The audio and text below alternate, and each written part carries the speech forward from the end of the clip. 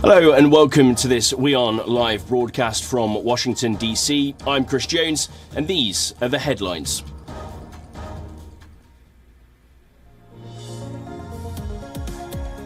Xi Jinping and Joe Biden will hold talks at next week's G20 summit in Bali, their first face-to-face meeting since the US president took office and just weeks after the Chinese leader secured a landmark third term.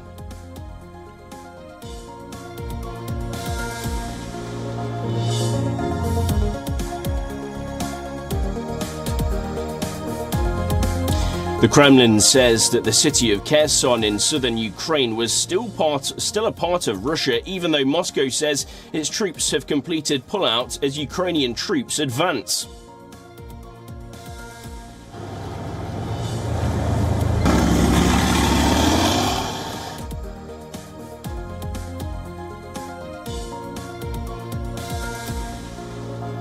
Global spending on food imports is expected to reach a record $1.9 trillion in 2022, the UN's Food and Agriculture Organization warns.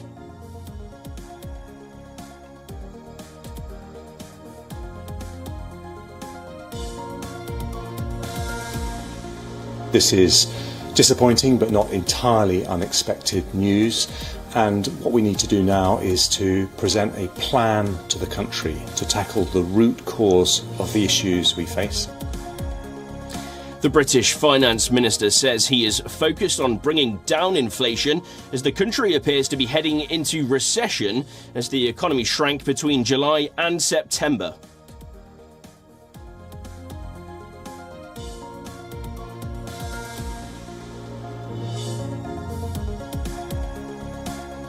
And Twitter has reinstated the official badge given to some accounts days after removing it, while several users reported the new $8 subscription option for the blue verification tick had disappeared.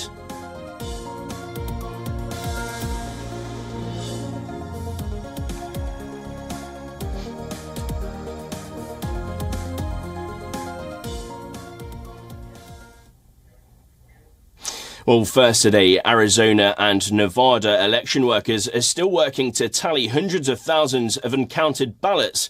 Those ballots could determine control of the U.S. Senate. According to an official, the process can drag on for days. Either Democrats or Republicans can capture a Senate majority by sweeping contests in both states after Tuesday's midterm vote. A split would transform a December 6th runoff Senate election in Georgia into a proxy battle for the chamber.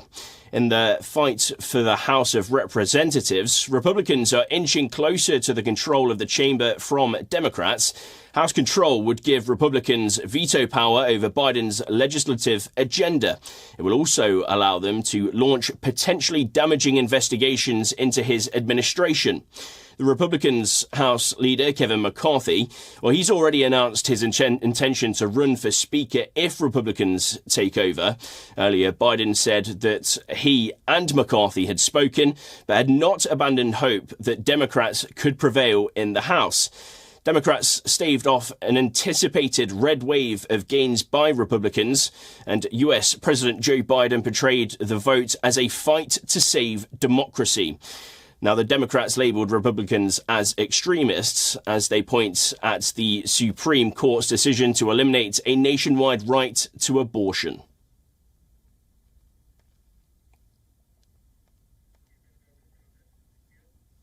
Well, for more on this, we have our correspondent, Susan Tehrani, live from New York. Susan, thanks for joining us. Just give us a sense, really, of how tight this is in the US for people who might not fully understand the way that it really works.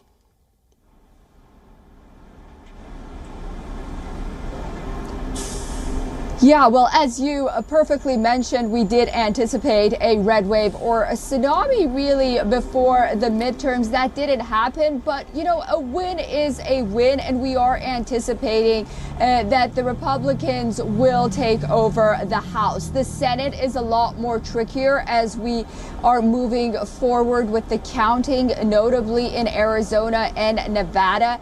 It's starting to look like things are getting a lot tighter. The Democrats may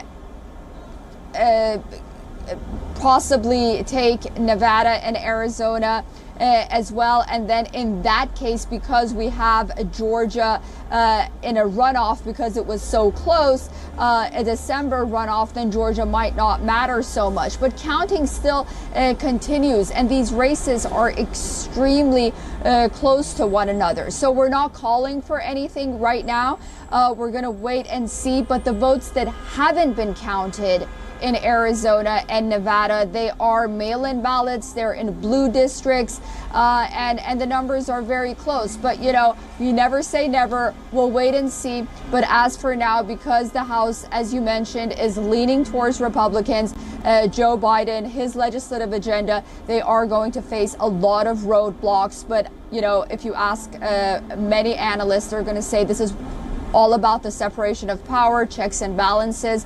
And ultimately, it's a good thing. You know, a pushback would be a good thing in the second half of President Biden's presidency. And Susan, if Republicans do take power of the House, as you say, just how damaging really could that be for Biden's administration going forward? Yeah, you know, they've already mentioned that they want to start investigating a lot of what has happened in the past 18 months. Not to mention, there are a lot of questions about the president's son himself, Hunter Biden, his business dealings with Ukraine, that laptop that's been very questionable. And the reason the president's son is important is because the president himself has been involved in some of these business dealings. And then you have the COVID policies and Anthony Fauci as well, the lab leak theory. Those are issues that they want to bring to the forefront. And then spending. The Democrats have really been overspending in the last 18 months to 2 years, and the Republicans are really going to push back on that as well. So yes, legislatively, and a lot of nominations that the Democrats are going to be putting forth, you know, there's going to be a lot of pushback regarding that. But many are also cautioning the Republicans to not have vengeance and try to really work with the Democrats, at least on issues regarding veterans affairs, opioids, and issues where they can meet the Democrats somewhere. And Joe Biden as well, where, you know, the two parties can work together. You know, this is easier said than done. But ultimately, I think the American people, they went to the polls, and I think that's the message that they sent. They don't want extremes. They want something to get done. Susan, thanks for joining us. That was Susan Tehrani in New York for us there.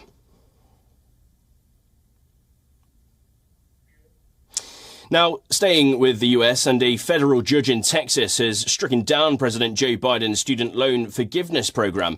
It also declared the scheme as illegal. The lawsuit was filed by a conservative group, the Jobs Creators Network Foundation, in October. The firm filed the case on behalf of two borrowers who did not qualify for the debt relief. Biden's program is already on hold due to a separate legal challenge. The Biden administration has argued that Congress has given the Secretary of Education the power to broadly discharge student loan debt. This, according to a 2003 law known as the HEROES Act. But the Texas federal judge found that the law does not provide the executive branch clear congressional authorization in order to create the student loan forgiveness program. Now, the Justice Department said that it would appeal the decision, and White House Press Secretary Karine Jean-Pierre said they strongly disagree with the district court's ruling on their student debt relief program. And it's shameful that the NRA and their allies have stood in the way. T3, T4.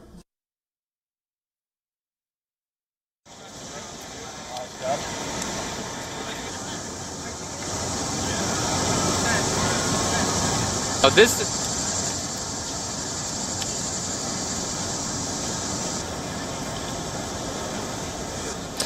Next today, with reports of Russia losing ground in Ukraine, Speculation is rife over its next move, from a tactical limited nuclear weapon to an EMP detonation. Experts are of the view that Moscow may be considering all options that can be exercised. Russian Spetsnaz forces in Ukraine are equipped with a weapon that allows them to knock out all electronic devices within an area of 6 miles or more. And experts believe that Russian forces may be ready to use it in view of the series of setbacks reported on the battlefield. An EMP, or electromagnetic impulse weapon, is one that directs a massive explosion of energy over an intended target. But in contrast to other conventional weapons, an EMP explosion does not physically harm humans. What it does, though, is cripple all electronic devices and infrastructure within its radius. This can potentially knock out all computer networks and disrupt crucial military and civilian infrastructure. And experts say such an electromagnetic pulse strike would disable Ukraine's civilian infrastructure and deal a hammer blow to its ability to defend itself. Russian President Vladimir Putin has already sought to disable much of Ukraine's critical energy and water infrastructure through conventional strikes, and experts say a nuclear EMP strike would do the same, but on a far greater scale. Apart from nuclear EMPs, the Kremlin has also developed a non-nuclear EMP munitions that have more targeted effect. Experts say a non-nuclear EMP strike is not deemed to be a significant escalation, hence it could be used without the risk of inviting direct confrontation with the West. Now, in July, Russian state media reported that its non-nuclear EMP cannons had increased their range to 6 miles, as we mentioned. Whether Russia would or would not use an EMP, though, remains really to be seen. There is no doubt that Russia is capable of doing it. Also, experts say that EMP strikes leave very little visible trace, so it would be very difficult to know whether one has already been used without being there on the ground to investigate.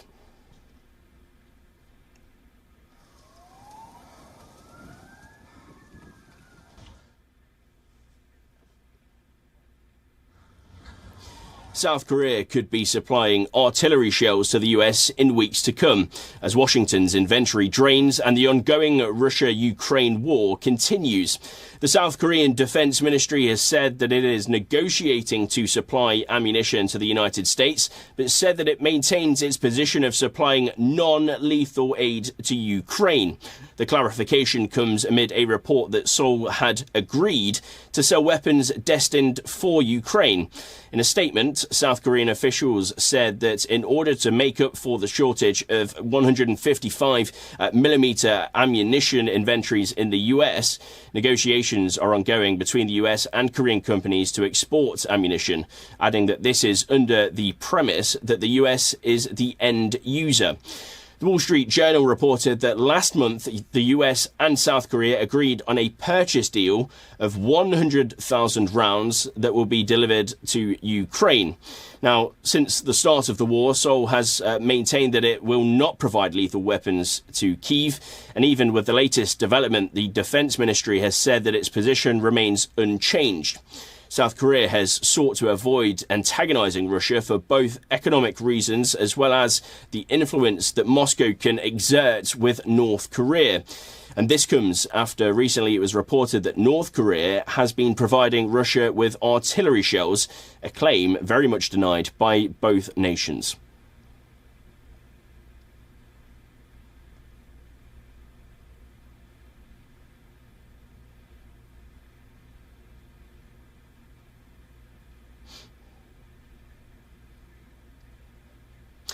The US has been one of the most strident critics of China's alleged oppression of minorities, and in a latest show of concern, Washington has blocked major shipments of solar energy components. According to Federal Customs, over 1,000 shipments of solar energy components have been sitting in a US port since June. The consignments are worth hundreds of millions of dollars. And this is because the US has refused to accept any orders from China's Xinjiang region. There is an official ban on these specific imports, and this is the same region that has been under much scrutiny. Chinese authorities have been accused of targeting Uyghur Muslims. There are reports of detention, sexual abuse, and even killing. Beijing calls the techniques a way to re-educate the offenders. And in October, United Nations Human Rights Council also voted on the issue. The US was the one to bring a draft resolution for a debate on the topic, but failing to get a majority, the Council didn't even have a basic discussion. And this level of seizure is really unprecedented. Differences on the ground of human rights violations is impacting a zone already neglected by clean energy. It's slowing the Biden administration's efforts to decarbonize the US power sector. 3 industry sources have told Reuters that the detained products include panels and polysilicon cells. These are from 3 Chinese manufacturers, which account for up to a third of US panel supplies. Solar installations in the country slowed by 23% in the third quarter, and nearly 23 gigawatts of solar projects are delayed. This is largely due to a no supply of solar panels. The 3 Chinese firms are now very much scrambling to prove that they have nothing to do with the alleged repression in Xinjiang, because the US body for clean energy presumes that all goods from Xinjiang are made with forced labour.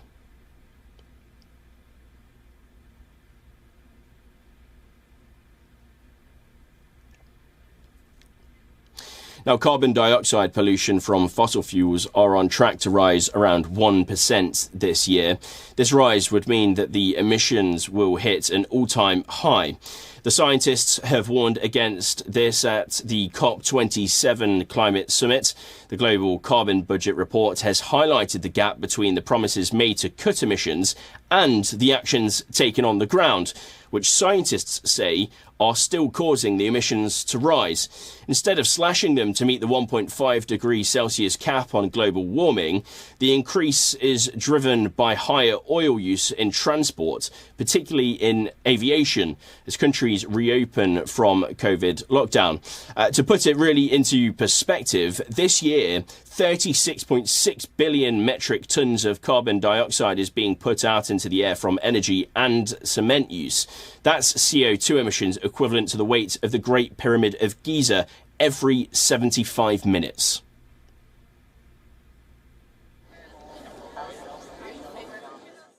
So if we keep emitting the same amount of CO2 every single year for the next 9 years, we will be using up the carbon budget, which means that there is a 50% chance that we will be reaching 1.5 at that time.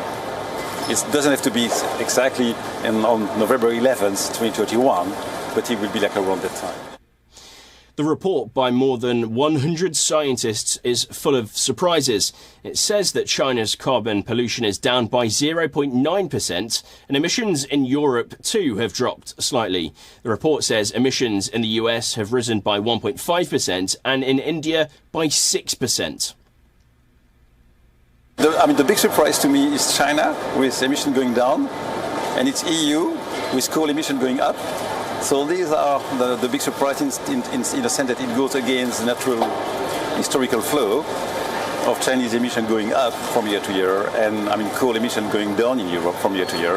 And now we see the opposite. The US, in a sense, of course, there's a little blip and it goes up, but the long-term trend and the ratio between coal and oil and gas is kind of like consistent, more than in Europe, because they're less affected by the war in Ukraine.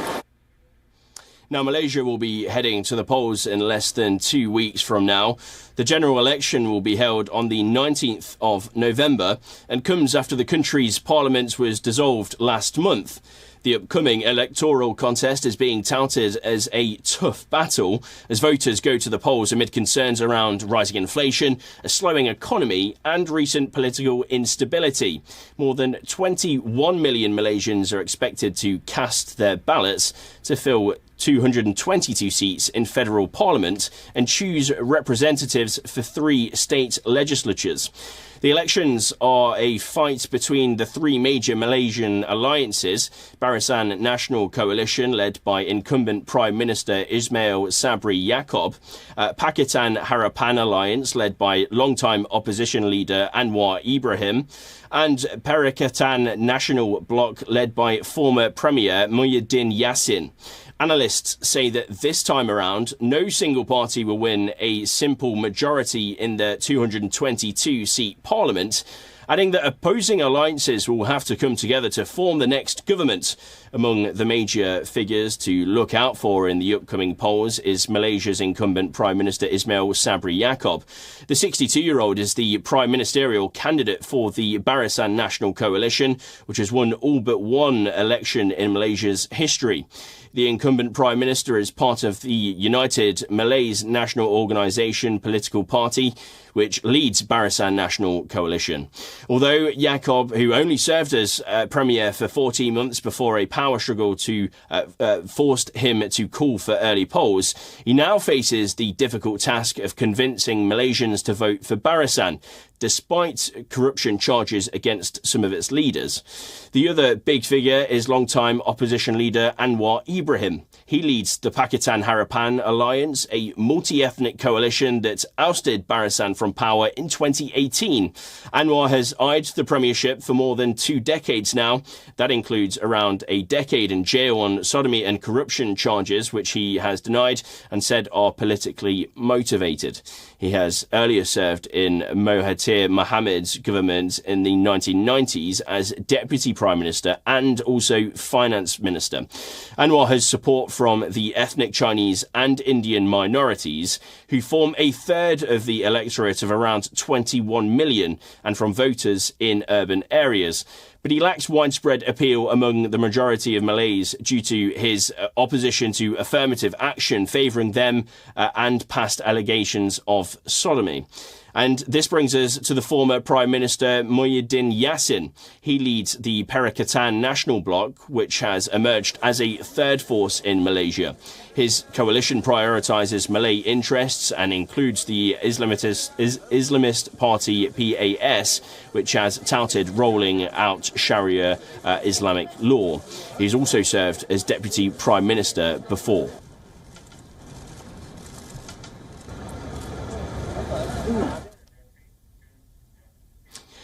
NBA Commissioner Adam Silver believes Brooklyn Nets star Kyrie Irving is not anti-Semitic, despite criticising him for promoting a controversial film earlier this month. Silver and Irving met earlier this week at the league's headquarters in New York. This after a huge backlash following Irving's promotion of a film which contains anti-Jewish tropes. Silver hit out at Irving after the seven-time All-Star failed to put out a strong apology for his post, and his criticism led to the Nets suspending the 7-time All-Star for at least 5 games. It was only after the punishment that Irving finally apologised for the hurt he had caused to the Jewish community. The meeting with Silver, who himself is Jewish, took place on Tuesday, and although the NBA commissioner did not divulge the details of their conversation, he did have the following to say to the New York Times, I quote, "We had a direct and candid conversation. He's someone I've known for a decade, and I've never heard an anti-Semitic word from him, or frankly, hate directed at any group." Well, whether or not he is anti-Semitic or not, relevant to the damage caused by the posting of hateful content.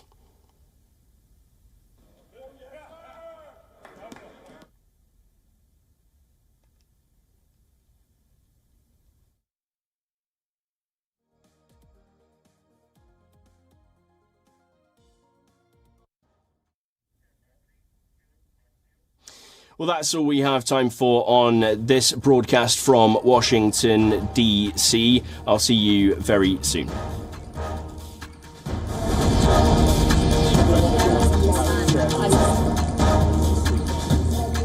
are many other...